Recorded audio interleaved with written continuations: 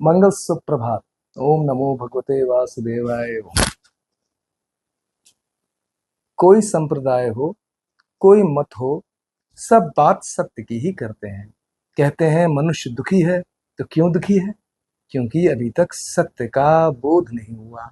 इस कारण असत्य के होने से मनुष्य दुखी है।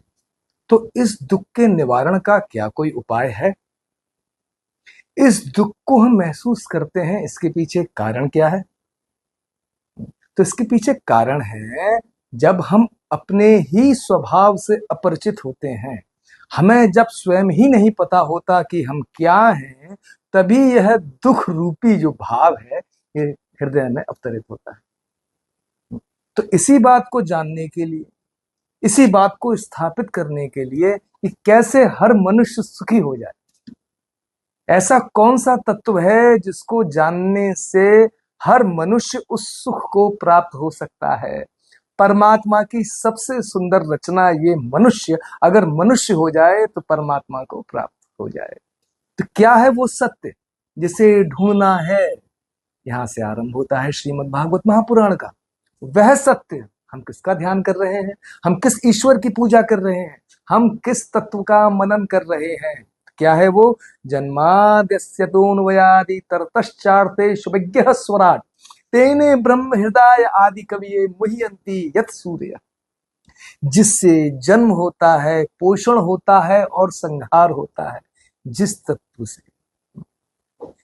तत्व से हर योग हर वियोग महसूस होता है, आभासित होता है, हर मिलन महसूस होता है। इस देह का मिलन, ये देह मिली थी जब गर्भ में थे, तब हमको नहीं पता था ये देह कि मैं देह हूं। संसार में आए, संस्कार पड़े, 3-4 वर्ष के हुए, धीरे धीरे बात पक्की होनी चालू हुई कि मैं देह हूं। लेकिन बात केवल यहीं तक सीमित रह गई कि मैं केवल यही देह हूं। इसी के भरण पोषण में ही सारा जीवन निकल गया, इसी की इंद्रिय तृप्ति में सारा व्यापार हो गया। और जीवन कब निकल गया पता ही नहीं चला। फिर जन्म हो गया, फिर चालू वही चक्कर, फिर मर किसका जन्म हो रहा है? जन्म और मृत्यु दोनों ही माया है। आपका ना कभी जन्म हुआ, ना कभी मृत्यु हुई। जिस सत्य का आप मनन कर रहे हैं वह सदा असत पदार्थों से अनुगत है और हर सत पदार्थ में समाहित है। बिना उसके कोई सत्य नहीं हो सकता। सत्य रूप में वो हर वस्तु में, हर व्यक्ति में, हर परिस्थिति में है। तो अगर उसको देखने की समझ आ जाए, उसका स्वाद आ जाए, उसका ध्यान आ जाए, इसी को हरि स्मरण कहते हैं, उसी क्षण संसार की सारी विषमताएं, सारे दुख समाप्त हो जाते हैं। क्यों? क्योंकि एक तो ये तत्व स्वराट है, स्वयं प्रकाशित है, किसी दूसरे से प्रकाशित नहीं है। इसको होने के लिए किसी दूसरे की जरूरत नहीं है। आपके अंदर जो चैतन्य विराजमान है वह चैतन्य अखंड है। उसे होने के लिए ना देह की जरूरत है, ना बुद्धि की, ना मन की, ना इंद्रिय की।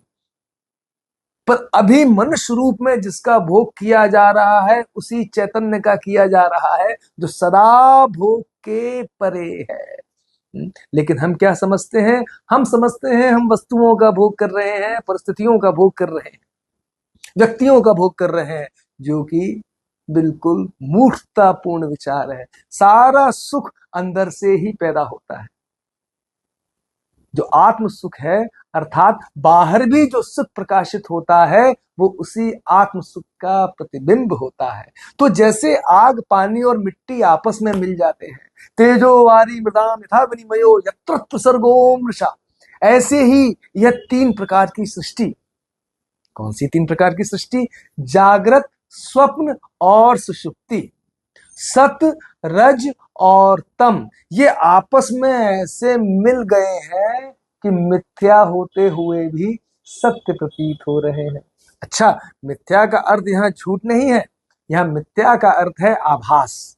यहाँ मिथ्या का अर्थ है जो पहले नहीं था और जो बाद में नहीं होगा, और इस क्षण में जो आभास रूप में महसूस हो रहा है उसे मिथ्या कहते हैं। जो सदा है वो मिथ्या नहीं है। तो यह जो भ्रम हो रहा है, ये इन तीन गुणों के, इन तीन अवस्थाओं के आपस में मिलने से हो रहा है।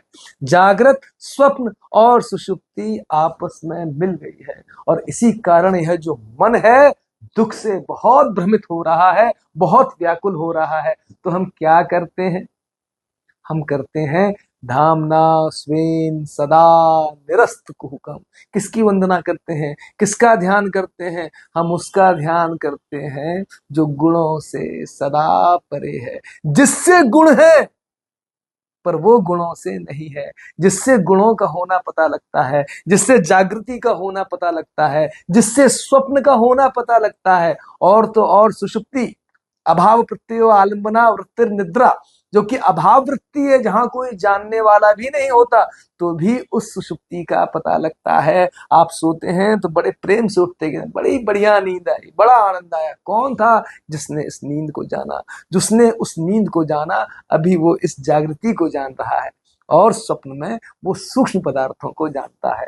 तो हम उस सत्य का ध्यान करते हैं जो इन तीनों से सदा निरस्त है, सदा अछूता है, जो कभी इनको छूता नहीं। बुद्धि, मन, इंद्रिया, विषय कभी जिसको छूता नहीं। सदा, सदा जो है सत्य है, सदा नित्य है, सदा आनंद है, सदा साक्षी है, और उसके ऊपर किसी क्रिया का, किसी कर्म का, किसी घटना का कभी कोई प्रभाव नहीं पड़ता। तो उस सत्य का हम ध्यान करते हैं। धामना स्वेन सदा निरस्त कुहुकम सत्यम परम धीमहि। ये सत्य का ध्यान ही मनुष्य को सारे दुखों से मुक्त कर देता है। यही जो सत्य है, इन्हीं का नाम कृष्ण है, इन्हीं का नाम राम है, इन्हीं का नाम शिव है, यही भगवती है, यही माँ है, यही सर्वस्व है। तुमेव माता च पिता तुमेव, त्वमेव बंधुश्च सखा तुमेव, त्वमेव विद्या च द्रविणम त्वमेव, त्वमेव सर्वम मम देव देव। ऐसे सत्य का हम आदर करें, ऐसे सत्य का हम ध्यान करें, ऐसे सत्य में हम रमण करें, जिसके प्रकट मात्र होने से जीवन की सारे भय, सारी विषमताएं, सारे कष्ट और सारे दुखों का नाश हो जाता है। आप सबको प्यारी मंगलमयी सुबह एकादशी की शुभकामनाएं। जय जय श्री राधे श्याम। हरि ओम।